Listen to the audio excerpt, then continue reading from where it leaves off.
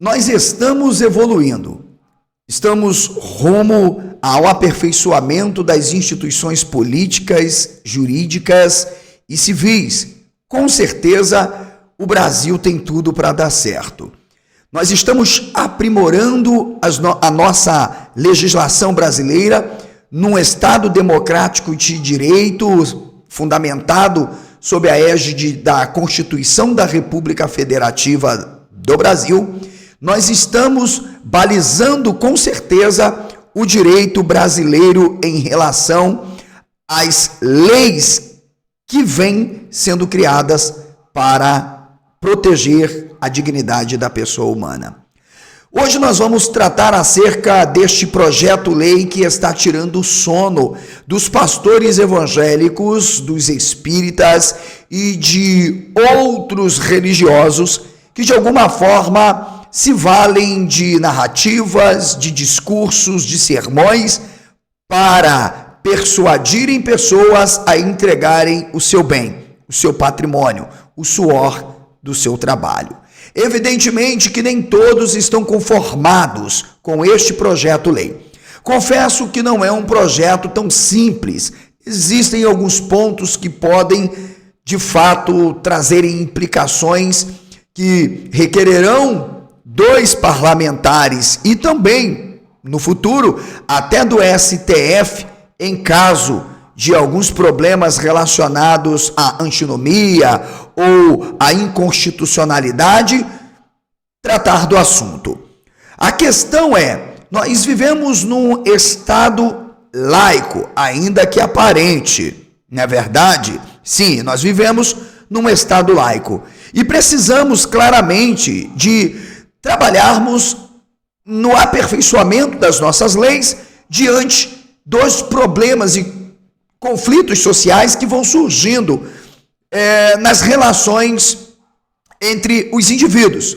E nós sabemos que no Brasil, historicamente, muitas pessoas vêm sendo vítimas das práticas de charlatanismo, curandeirismo e estelionato religioso. Significa dizer, as pessoas vêm sofrendo uma lesão na sua dignidade, no seu patrimônio e nada vem sendo feito. Devemos lembrar que o Código Penal brasileiro já pune essas práticas. Então, o que pensar de um projeto-lei que surge para aperfeiçoar ou emendar, descrever algo mais para poder combater e proteger a dignidade da pessoa humana.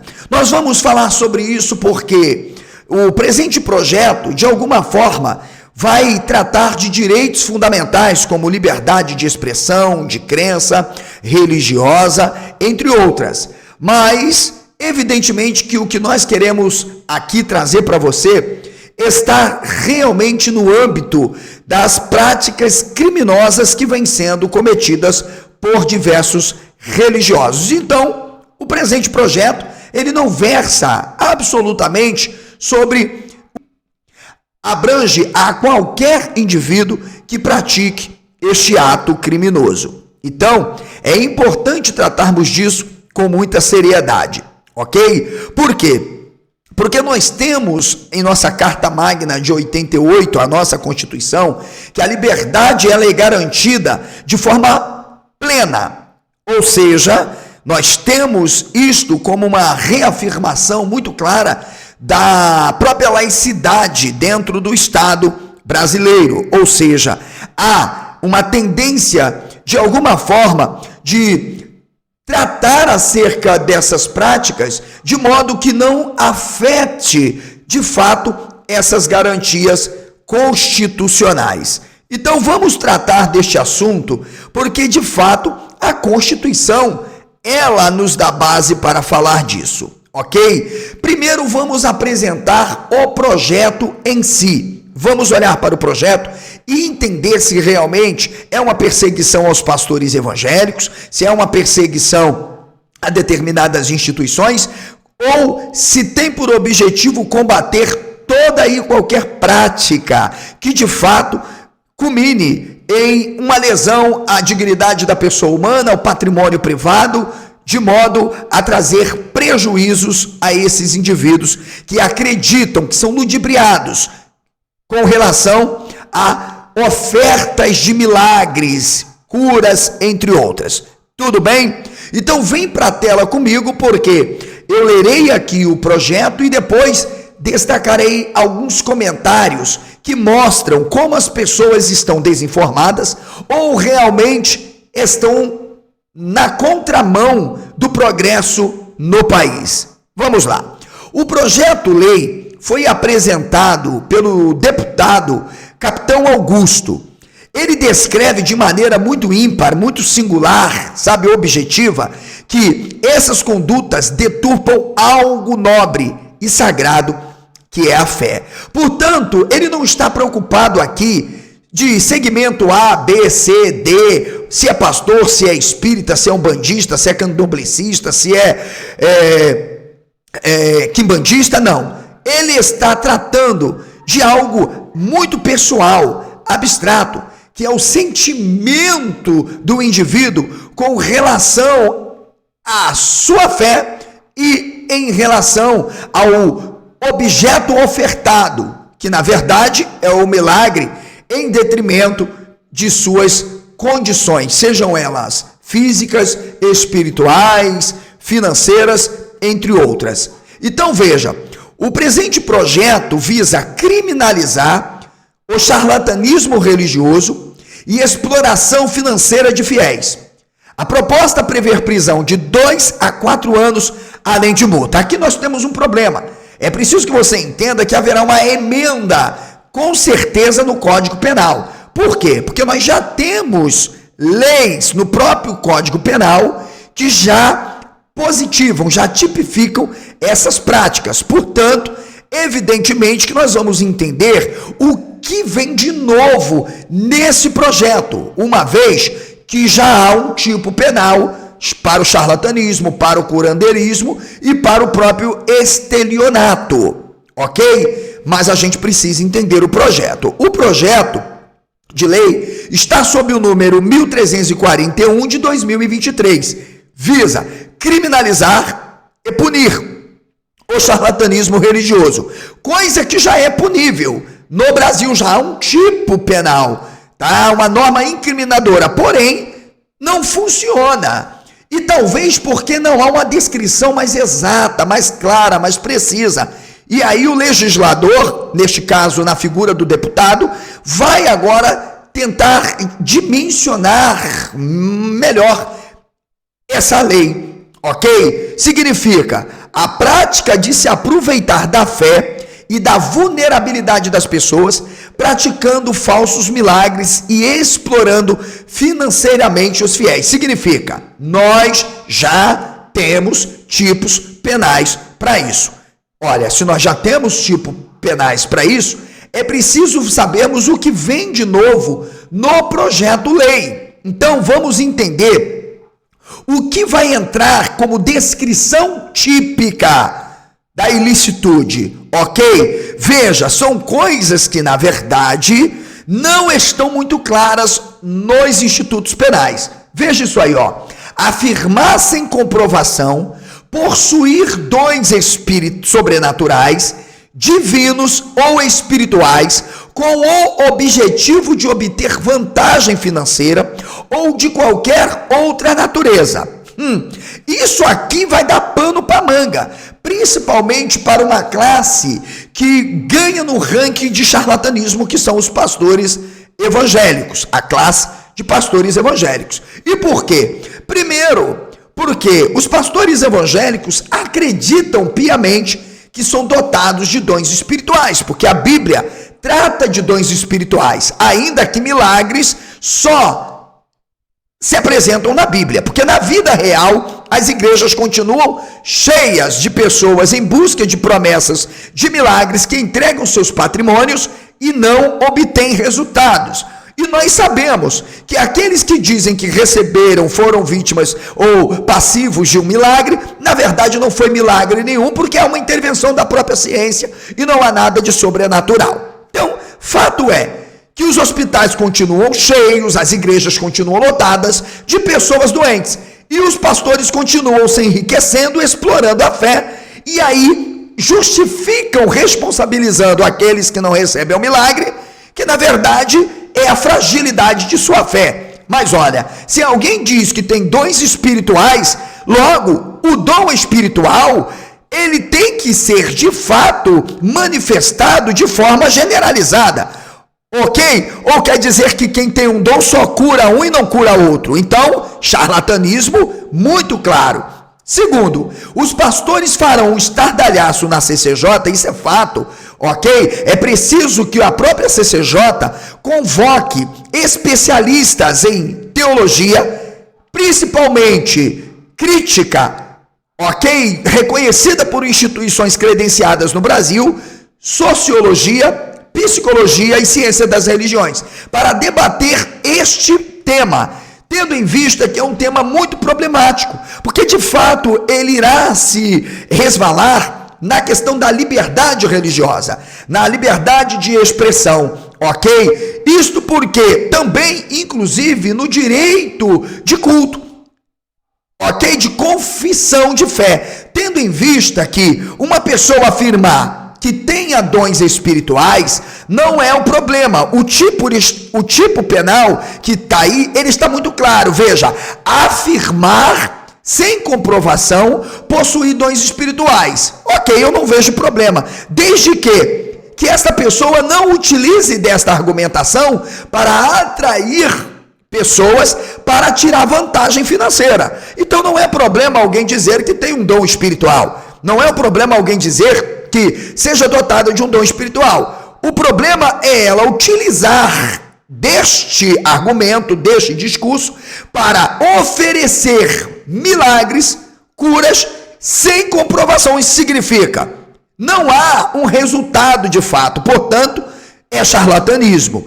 Os pastores farão estardalhaço, como Malafaia, Marco Feliciano, a galera aí. Isso vai preocupar mais os pastores evangélicos, que são os que mais se enriquecem. Não quer dizer que outros da área das religiões afro-brasileiras também não praticam isso, ok? Vamos ao segundo tipo: promover, divulgar ou realizar falsos milagres, tipo aquele que na verdade não aconteceu porque foi uma tentativa do Pablo Marçal, mas também do Valdemiro Santiago, entre outros. Ou seja, criam uma encenação, fazem uma publicidade, atraem a audiência e dizem que estão de fato curando, como aquele pastor que contratou pessoas, e isso está já tramitando na justiça, para criar um teatro de que pessoas foram curadas.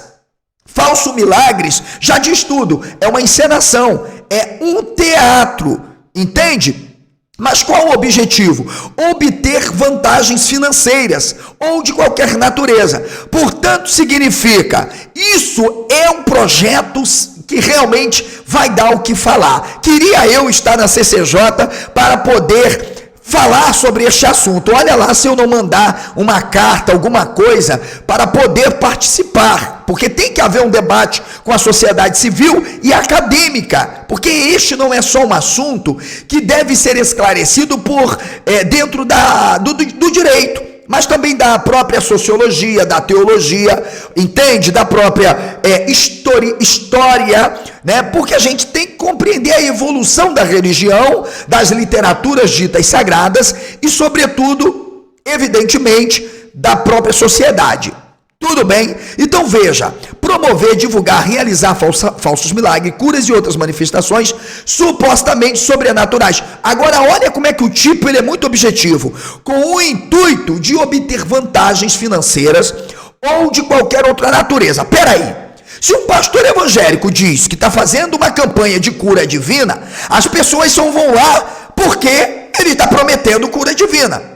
Se ele faz uma campanha dizendo que os que participarem irão de alguma forma receberem milagres, e a partir daí ele estabelece determinadas ofertas, ok? Que as pessoas irão ter que depositar para obterem esse milagre, está configurado o crime. O problema não é realizar os ditos cultos de milagres. O problema é utilizar os cultos de milagres como uma oferta de fato objetiva para aqueles que vão contribuir, entregar o seu patrimônio e o seu bem, acreditando que nesses cultos irão receber o milagre. Com certeza, se esse projeto passar, muitos pastores vão voltar a trabalhar, pegar no batente. Alguns não têm nem histórico no Ministério do Trabalho, né, de terem um dia trabalhado CLT ou informalmente. Isso é fato, né? Porque a gente não quer dizer que pelo fato de uma pessoa não ter comprovação CLT, que significa que elas não tenham trabalhado. Mas fato é que a maioria dos pastores é, de fato, de gente que sequer trabalhou na vida. Isso é óbvio, entende? Vamos ver. O terceiro tipo diz assim: explorar a fé, a crença ou a vulnerabilidade das pessoas para a obtenção de doações. Olha aí, ó, o tipo está sendo claro. Dízimo, ofertas ou qualquer outras contribuições financeiras de forma ilícita, enganosa ou abusiva. Ou seja, não quer aqui cercear a liberdade de se pedir dízimo. Ou seja, aquelas contribuições voluntárias que têm por objetivo ajudar a manutenção do culto, do templo, da assistência social, coisa que poucas igrejas fazem, né? Isso é fato. Ok? A oferta, as contribuições estão indo mais para o bolso dos pastores. O objetivo, claramente, é não permitir que haja o abuso, ou seja, o estelionato, o engano. Significa, como nós temos visto, e eu, se for participar na CCJ, conseguir chegar lá, eu levarei vários vídeos de pastores, como eles utilizam, para que a gente possa entender que isto é quase generalizado. Então não tem-se por objetivo cercear a liberdade ou o Estado intervir nas relações religiosas. Mas a gente não pode deixar de dizer que a própria religião, que não quer intervenção do Estado, quer intervir no Estado, ou seja, no próprio direito. Quando cerceia e limita a ampliação de um direito, a garantia de um direito, como por exemplo do casamento homoafetivo. Quer dizer que quando é para punir pastores, charlatães, né, que se utilizam de mecanismos para ludibriar pessoas e se enriquecerem, o Estado não pode intervir. Mas quando é para garantir um direito, né, de liberdade, de relações entre pessoas do mesmo sexo, aí quer dizer que a igreja vem com o seu moralismo e pode intervir? Que bonito, não? Então vamos tratar deste assunto mais ainda. A pena está prevista como reclusão de 2 a 4 anos e multa, sem prejuízo do ressarcimento das vítimas. De acordo com a proposta, incidirão nas mesmas penas aqueles que contratarem ou participarem de encenações ou de qualquer outra forma contribuírem para o crime. Lembra daqueles vídeos que eu publiquei aqui? Eu vou utilizá-los, eu vou querer participar disso aí. Já vou ligar aí para 2 deputados para eles tentarem, porque a sociedade civil, a sociedade acadêmica precisa ser ouvida, ok? Não tem conversa, precisam serem ouvidas. Fora isso, não dá, porque muitos desses acadêmicos, desses parlamentares, sequer possuem uma formação na área. Entende? De teologia, de história, de sociologia, de psicologia e de ciência da religião. Imagine o Nicolas Ferreira querendo debater esse assunto. Um bacharel mal formado em direito, sem qualquer conhecimento teológico, sobretudo da própria historicidade bíblica. Imagine o Feliciano, que diz que é mestre em teologia, com uma teologia confessional, fora de um aparato metodológico científico, querendo defender que isso aqui é violação da liberdade. Então, eu já irei me preparar para tentar participar desse debate, para mostrar que, de fato, nós estamos a caminho do progresso, do caminho da defesa da dignidade da pessoa humana, da própria liberdade religiosa, que isso vai aperfeiçoar, isso irá moralizar cada vez mais a igreja evangélica brasileira e outros segmentos religiosos, tendo em vista que o negócio está feio no Brasil. Ninguém pode negar que são milhares de vítimas, todos os dias acontecendo casos de exploração da fé em nome de uma entidade ou de poderes divinos. Isso tem que acabar, Ok? Tem que acabar. Vamos falar das agravantes, que é mais interessante. A pena será aumentada em 1/3 se o crime for praticado contra pessoa idosa. Por quê? Uma pessoa que já está numa idade avançada, nós sabemos, ela é mais vulnerável sentimentalmente, emocionalmente, não é? Crianças também são vítimas, adolescentes também são vítimas, mas as maiores vítimas são as pessoas enfermas, que já receberam laudo médico de que não poderão, com certeza, obterem uma cura, ou estão já em estado terminal, e essas pessoas dão tudo por um milagre. E os pastores, sabendo disso, eles acabam dizendo: não, Jesus vai te curar. Veja, nós estamos falando aqui, até inclusive, de relações econômicas em direito civil.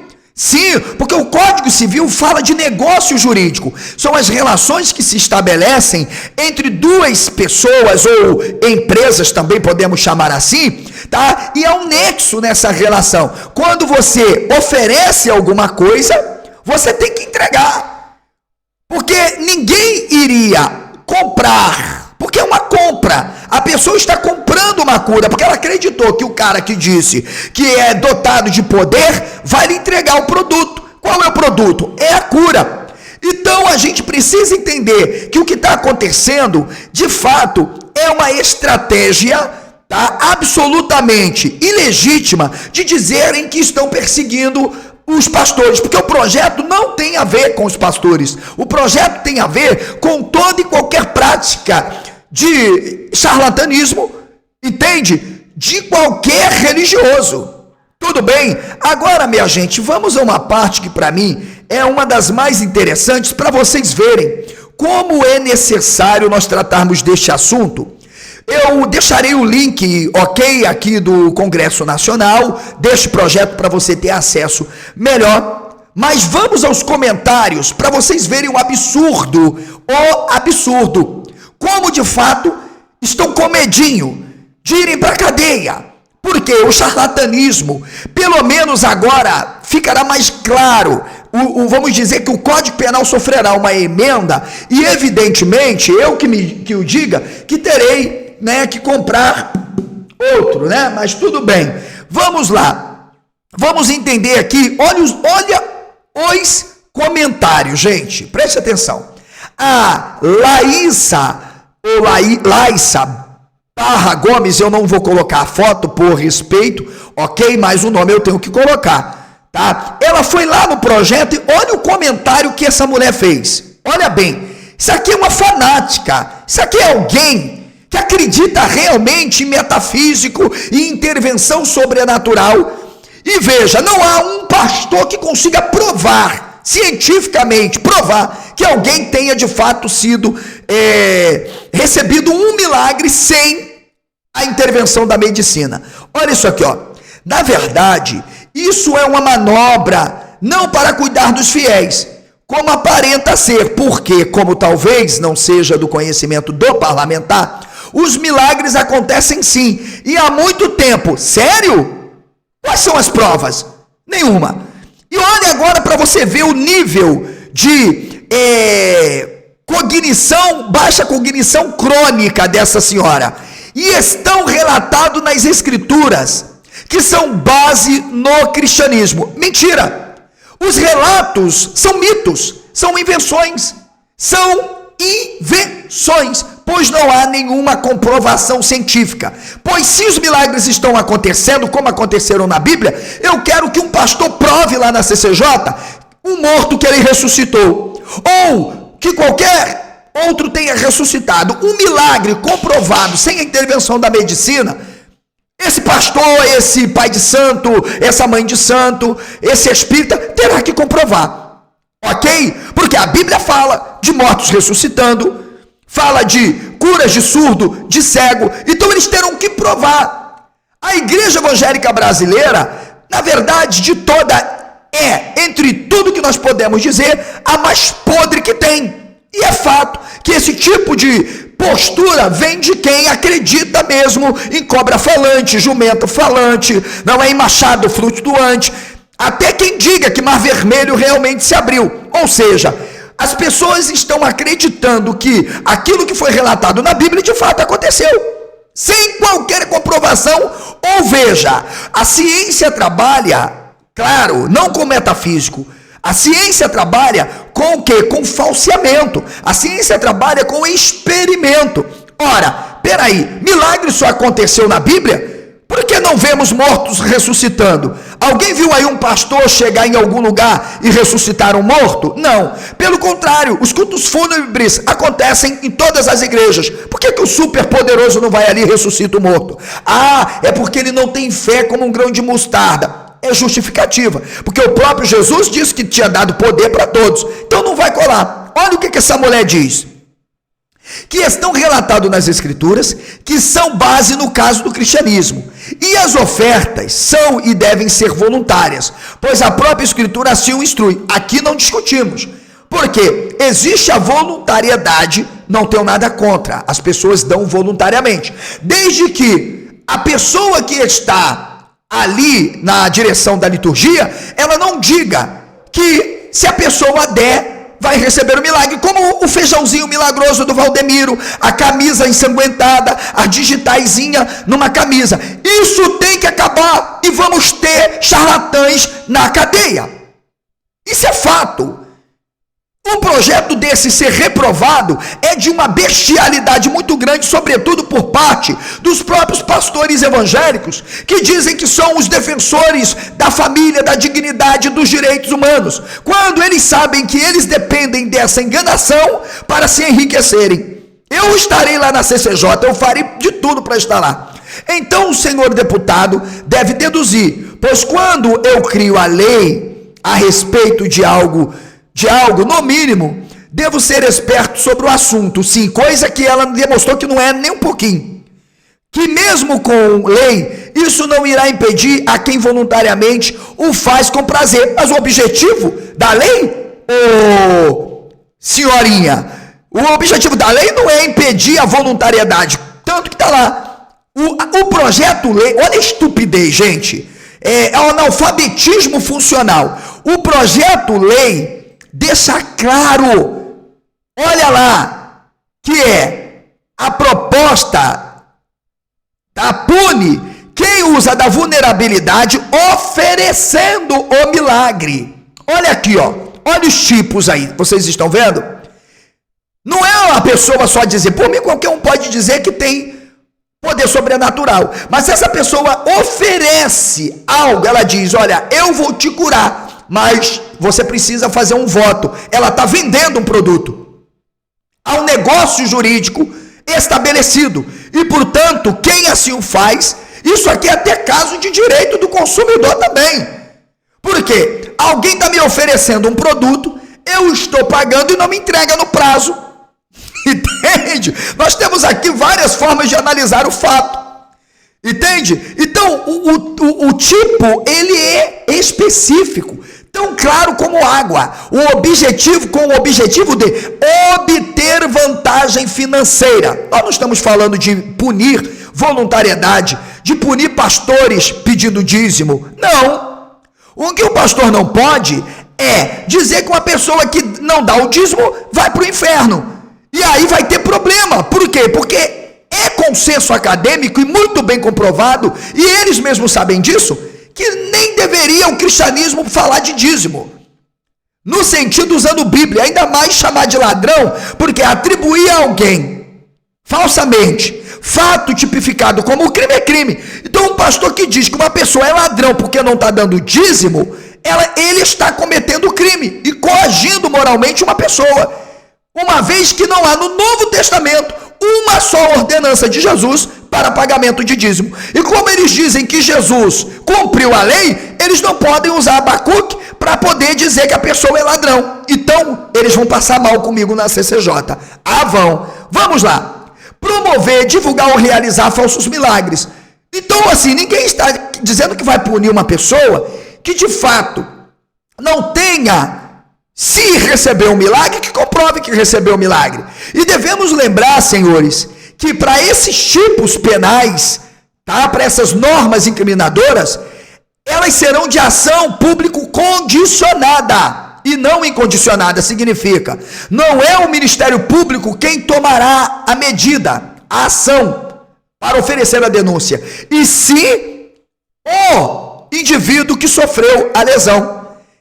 Ok? Então, das características dos tipos e da própria ação, será, com certeza, uma de ação público penal condicional e não incondicional. Ou seja, ou condicionada e não incondicionada. Significando, o Ministério Público não vai agir se não houver uma denúncia oferecida pela parte. Ok? E aí, é quem de fato sofreu que vai, a pessoa terá que comprovar em vídeo, e agora os cultos são filmados, entende? Ou seja, os pastores agora é que vão ficar desesperados, talvez nem filmem mais as programações, ok? A gente sabe, tem um amigo nosso aí do YouTube, o Jason Ferrer, que tem visitado vários templos evangélicos, pessoas que entraram em cadeira de roda, com muleta, saíram com muleta, que entregaram lá o seu bem. Sabe qual é a desculpa dos pastores? Que elas não têm fé, mas eles não dizem que são sobrenaturais. Ah, entendi, eles são sobrenaturais, dizendo que quem cura é Jesus. Ué, mas se ele diz que ele tem o dom de curar, ele está fazendo com que alguém acredite que ele pode curar. Então a gente vai combater isso mesmo, e se depender de mim, eu estarei lá na CCJ para orientar, para reafirmar e para mostrar os fundamentos e embasamentos que devem de fato nortear esse projeto para que a gente possa progredir de fato. Então veja, o comentário dessa senhora não tem claramente, fundamento, é algo promíscuo, tá vendo? Promíscuo, tá? Porque não se fala de criminalizar atos voluntários de contribuições, ou mesmo de entrega de dízimo. Ou seja, os pastores terão que começar a entender que eles poderão cobrar o dízimo. Por quê? A igreja é uma associação ou sociedade, e ela é mantida com o quê? Com as contribuições dos fiéis. Portanto, não há problema em pedir dízimo, ainda que não faça disso uma expressão teológica, entende? Vamos dizer, punitiva, aí está de brincadeira. Mas eu digo que qualquer associação ou sociedade do terceiro setor, sobretudo religiosa, pode pedir, e se pratica filantropia, deve pedir. E isto não pode ser feito baseando-se em textos bíblicos, porque não tem nada na Bíblia que puna e obriga de fato, até porque lá no Antigo Testamento, o texto foi dado para os judeus e tratava e versavam da construção do templo de Jerusalém e a mantença dos sacerdócios, especificamente os vagabundos, que viviam na exploração do campesinato. É isso que acontecia lá, tá bom? Então é bom que o Malafaia e o Feliciano se preparem, porque eu vou querer participar justamente do debate público sobre este projeto. Mas vamos a um outro comentário que me chamou a atenção, do Ivanildo Antônio Dutra. Olha o que esse cara falou, isso aqui para mim foi mais ridículo do que o anterior. Vamos lá? A hipocrisia. Quando você ouve falar em pessoas que dizem que estão defendendo democracia e com ato antidemocrático, você tem que se preocupar. Eles não estão interessados em defender. O Nicolas Ferreira recentemente disse assim, se for para defender uma ditadura, que seja minha. Ou seja, então há uma intenção de se defender aquilo que eles acham que é a verdade, que está acima da verdade, ou seja, uma moral superior a qualquer outra moral. Entende? O Nicolas não dá nem para o começo num debate. É bom ele preparar o lombo dele, porque se eu chegar um dia lá no Congresso, ele vai passar mal comigo, espero que ele nem esteja lá. Mas vamos ler isso aqui, ó. A intervenção estatal nas igrejas é inconstitucional. Fere, no meu entendimento, a liberdade religiosa. Ok, ele está absolutamente correto. A intervenção estatal nas igrejas é inconstitucional e fere, no meu humilde entendimento, a liberdade religiosa. Isso está positivado na própria Constituição, que as igrejas ou os templos não seriam absolutamente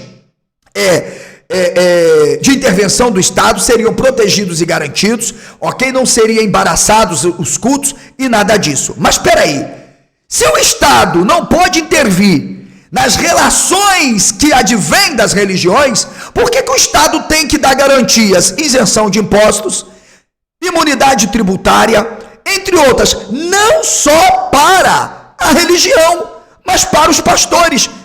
Ô Ivanildo, espero que você assista meu vídeo, eu vou mandar o link lá para você. Você não tem vergonha na cara, não? Tem não? O Estado não pode intervir, é inconstitucional. Mas o que é incondicional? Embaraçar a prática religiosa, o culto, cercear de alguma forma, entende? Os templos, impedir a manutenção. É isso que é inconstitucional. Não é inconstitucional o Estado proteger um direito fundamental. Não é inconstitucional o Estado interferir onde há uma lesão a um direito humano de verdade. Entende? Não é inconstitucional. Entende? Já é inconstitucional o Estado, por exemplo, financiar igrejas, movimentos religiosos, inclusive dando emendas parlamentares, que nós sabemos que são destinadas para as ONGs ligadas diretamente às igrejas evangélicas. É claro que nós sabemos que tem. O Eduardo Cunha que o diga, né? O Arthur Lira, tem um vídeo meu aqui mostrando que aquilo para mim configura crime eleitoral e ele deveria ter sido cassado, mas ninguém teve coragem. Se eu morasse no estado dele, com certeza eu ofereceria a denúncia, ainda que lá fosse feita manobra, mas eu ofereceria. Entende? Então veja, aí ele diz assim: milagres de fato acontecem, eu quero que ele prove um milagre. Milagre, a gente está falando de milagre, é uma intervenção de um ser sobrenatural no mundo material, no mundo físico, mudando a ordem das coisas.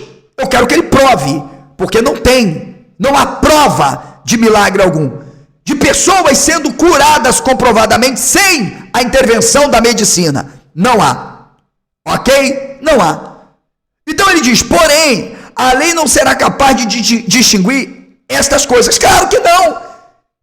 Claro que não é capaz de distinguir, porque elas não existem. Não existem. Por isso que o texto diz, afirmar, prometer para obter vantagem sem comprovação. Ora, se o pastor orou por um surdo, comprovadamente que ele era surdo, ele tem o laudo médico que era surdo, milagre acontece. Aí vocês já podem começar a aplaudir o Jesus de vocês. O cego voltou a ver? Prove! Então eu desafio qualquer pastor e desafiarei no âmbito do debate, que prove para mim a cura de um cego, que prove para mim a cura de um surdo, que prove para mim um paralítico que de fato voltou a andar. Eu quero que eles provem. Então, charlatanismo está acontecendo, deve ser punido, a lei tem que funcionar para todos, porque principalmente os pastores evangélicos no Brasil, já parece que o cargo de pastor no Brasil se tornou inimputável. Ou seja, o pastor evangélico é inimputável por ser pastor, como Malafaia, que fala o que quer, a hora que quer, né? É essa gente que diz que quer defender a democracia. A democracia se defende aperfeiçoando as instituições e as leis do nosso país, salvaguardando a proteção dos direitos fundamentais e não fazendo o que essa galera quer. Pelo contrário, destruir as instituições e extrapolarem as leis de nosso país. Ou seja, os interesses deles estão acima da Constituição, sendo aplicada aos bons e ruins. Basta uma simples denúncia de um insatisfeito e o poder inquisitivo atua. Ei, filhinho, Ivanildo Antônio Dutra, eu vou mandar um videozinho para você. Para de falar besteira. Não é uma questão de insatisfeito. Se uma pessoa prometeu que iria dar uma cura, se prometeu que um feijãozinho iria curar do Covid ou qualquer outra coisa, que ia colocar a mão sobre a cabeça e a pessoa iria voltar a enxergar, ela tem que entregar, porque a pessoa não depositou. A importância, o fiel não foi persuadido de que se desse aquele valor, iria receber um milagre, então tem que entregar. Vamos mostrar direito do consumidor falando do assunto? Vamos lá. Se você comprar algo em qualquer empresa e por qualquer meio, ok? E esse produto não atender aquilo que foi anunciado, direito do consumidor.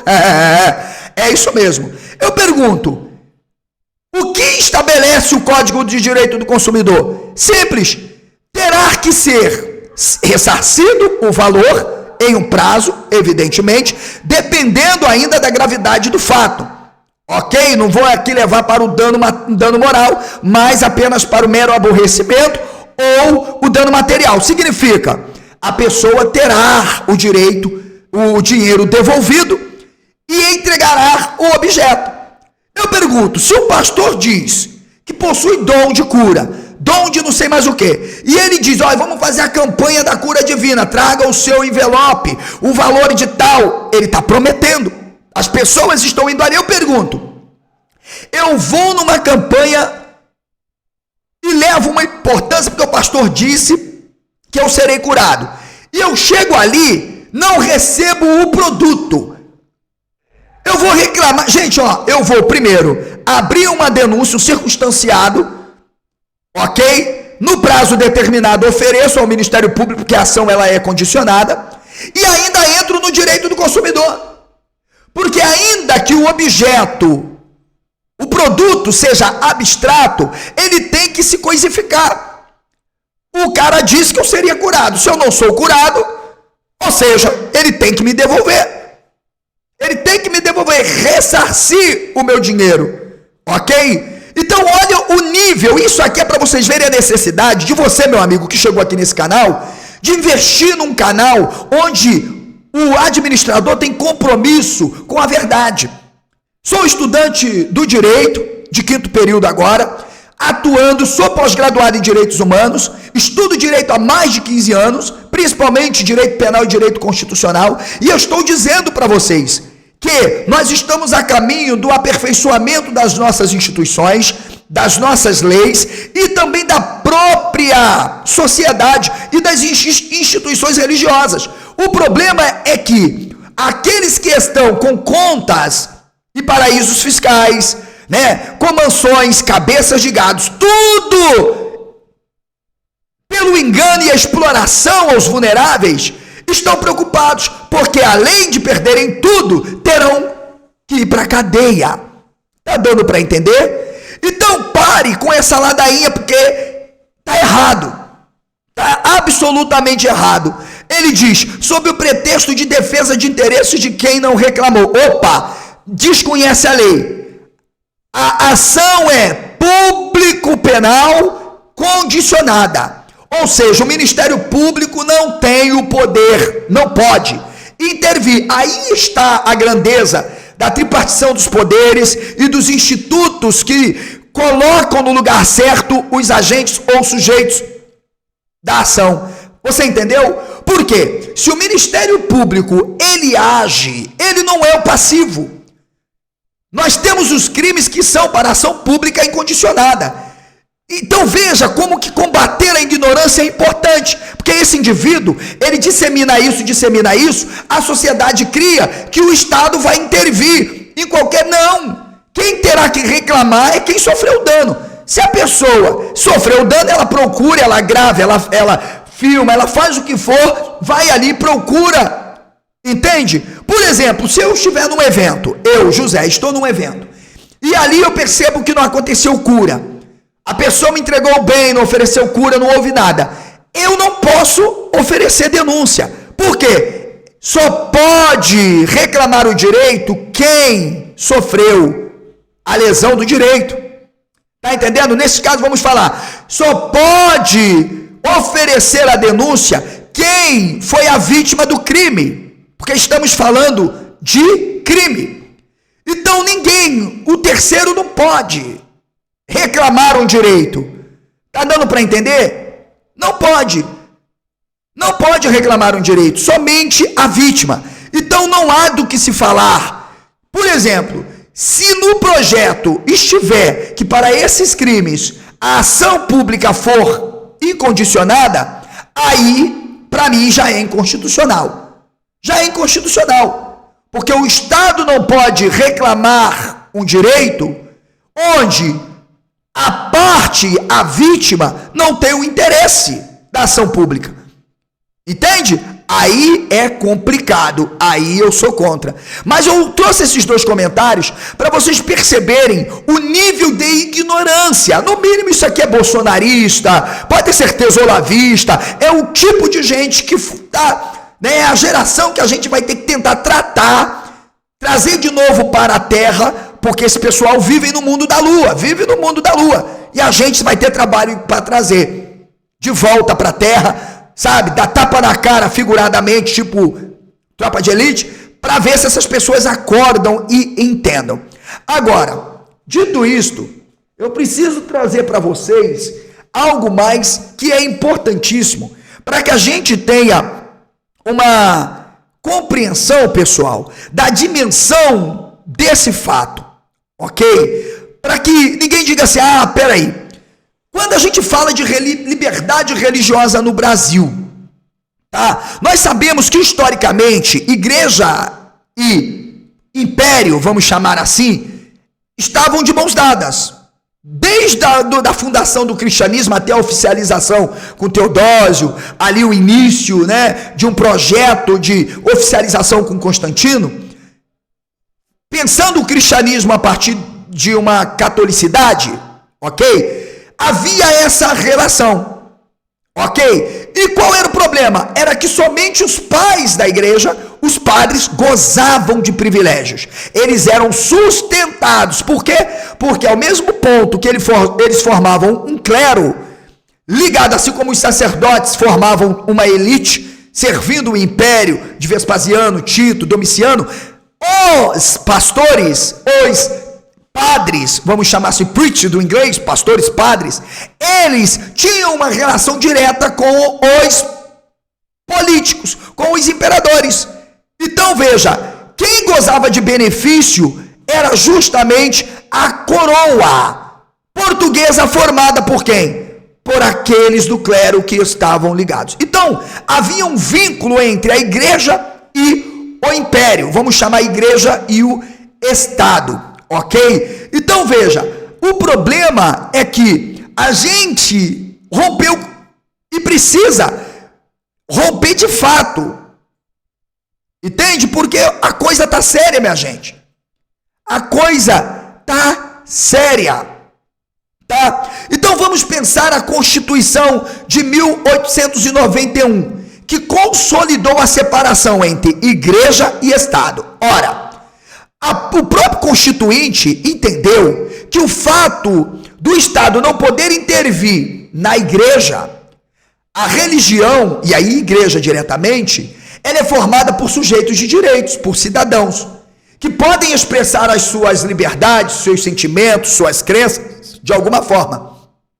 Mas neste caso estamos falando do quê? De entidades jurídicas, com a oficialização e a sanção que o Lula deu em 2003 às igrejas evangélicas, sobretudo, como sociedades civis sem fins econômicos, sem fins lucrativos, aliás. Então veja, o parágrafo 2º, lá do artigo 11, 11º de 91 da Constituição, tá, de 1891, diz que era vedado aos estados com a União estabelecer, supervencionar, embaraçar o exercício de cultos religiosos. Foi isso que o rapazinho aí não entendeu. O Estado faz isso? Vocês já viram aí templos sendo fechados? Vocês já viram aí, pelo contrário, o Lula sancionou uma lei que deu mais poder para as igrejas evangélicas. E nem por isso o Estado deixa de manter relações diretamente com essas religiões através das representações políticas. Os templos que têm um fim próprio, de acordo com o Código Civil, que é parte da estrutura jurídico-política dessas entidades, perdem a função porque são usados como comitês eleitorais e os púlpitos como palanques políticos. E aí eu pergunto, quer dizer que quando o Estado quer atuar para defender um direito claro e combater o crime, o Estado não pode intervir. Mas quando é para encher os cofres das igrejas, né, quebrando o princípio da isonomia, todos são iguais perante a lei sem distinção de qualquer natureza, até jurídica. Eu, como empresário, microempresário do setor de educação, comunicação e publicidades, veja, eu pago impostos. Mas os pastores não querem pagar e as igrejas são imunes. Ué, mas espera aí, quer dizer que quando é para combater crime, o Estado não pode intervir. Mas quando é para dar privilégios, o Estado pode? Não cola, né? Ah, vão passar mal comigo na CCJ, vão passar mal, porque eu vou tentar de um jeito. Eu tenho aqui, eu conheço alguns deputados que eu vou pedir, eu quero participar desse debate. Tá dando para entender? Por isso, firma-se que o Estado é laico. É isso que tentaram em 2018. Não tem essa de Estado laico, não.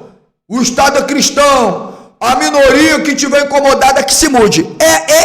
O Nicolas disse certo.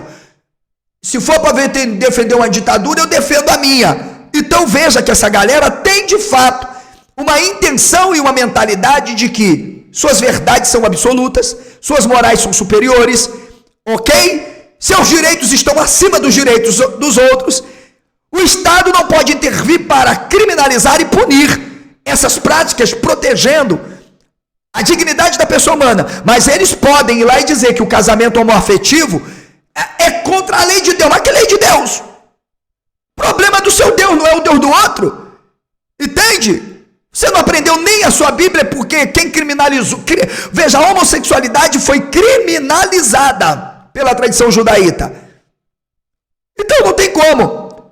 Não tem como. Eu tenho aqui um doutrinador que versa sobre o assunto, e o Edson Ricardo Saleme. Deixa eu ver se está por aqui. O Edson Ricardo Saleme, no seu trabalho Direito Constitucional, ele também vai tratar do assunto. O Bastos também trata do assunto quando Bastos diz lá na página 192 que o Estado deve manter-se absolutamente neutro, não podendo discriminar entre as diversas igrejas, quer para beneficiá-las, quer para prejudicá-las. Pergunto, um político que utiliza o seu mandato para favorecer a igreja, ele está cometendo infração político-administrativa, quebra de decoro, sim. E se eu for para o parlamento, eu vou apresentar esse projeto-lei um dia. Vou apresentar e vou defender cassação de mandato quem assim o fizer. Porque está, de fato, cometendo uma infração político-administrativa e no direito eleitoral o crime de abuso de poder político. Porque ele se vale de uma coisa que não lhe pertence, que é o dinheiro público, para manter relação econômica, coisa que a Constituição veta. Portanto, se preparem, porque se eu chegar lá, vocês vão passar mal. Tomara que eu termine meu curso de Direito antes e não precise entrar para a política, porque o bicho vai pegar. Então, Bastos ainda diz que as pessoas de direito público não é dado criar igrejas ou cultos religiosos. Ou seja, o Estado não pode fazer isso. Ok? O que significa dizer, segundo ele, que o Estado não tem poder e não pode, não há isso na Constituição. Tá? Administrar, inclusive, os patrimônios privados dessas instituições. Deu para entender? Então, você tem uma evolução. Quando a gente chega em 1934 a 37... a Constituição vai repetir os termos de 1891, no inciso 2º, artigo 17, letra B, artigo 32, mostrando o que a Carta Magna estabelecia. Você tem, lá em 1946, o inciso 2º do seu artigo 31, versando novamente a proibição da União aos estados e ao distrito. Mas o problema é que os políticos valem-se do seu mandato. A emenda é dinheiro público e mantém uma relação para favorecer igrejas. Nós temos o José Wellington Bezerra, que confessou publicamente, inclusive, vocês devem lembrar disso, né? Não, você tem que apoiar esse deputado, porque sabe como é que é, né? Ou seja, quer dizer que está na lei que um deputado pode usar o mandato para benefício próprio, para obter vantagem? Não. Eu vou começar a oferecer denúncia por quebra de decoro aqui no Rio de Janeiro. Se eu souber e tiver provas concretas de deputados estaduais e federais que o fizeram, vou apresentar, com base nas provas e nos fundamentos constitucionais de direito criminal eleitoral, essas práticas vão ter mandatos cassados. Podem colocar a barba de molho, porque posso não ter uma OAB, mas uma coisa eu vou dizer, hein? Eu acho que se eu fizer a prova hoje eu passo, porque aquele bolsonarista da Polícia Federal, veja a vergonha, não passou não. Não passou não, né? Eu até tenho aqui o materialzinho, ó. Tá em dia. Aqui o curso tá em dia.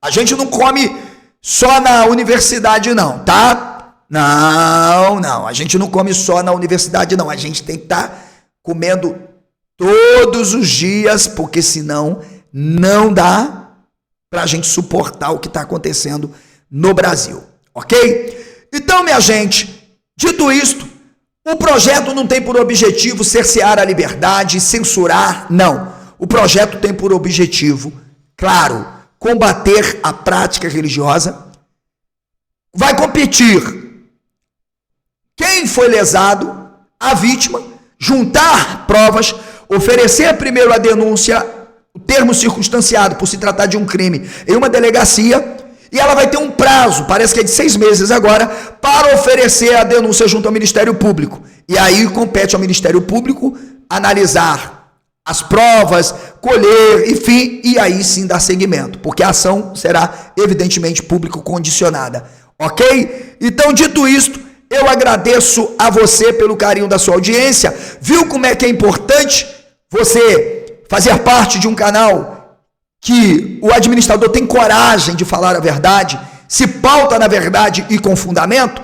Então, querem me ver um dia lá em Brasília? Comecem a fazer o trabalho de vocês, porque infelizmente no Brasil o povo elege paparazzo, quem fica com o celular 24 horas publicando vídeos, filmando banheiro homoafetivo, unissex, né? E dizendo Deus, pátria e família. É assim que o povo, infelizmente, no Brasil elege os seus políticos, ok? Então, dito isso, aguardo vocês em um próximo vídeo, em uma próxima live. Tchau, fui!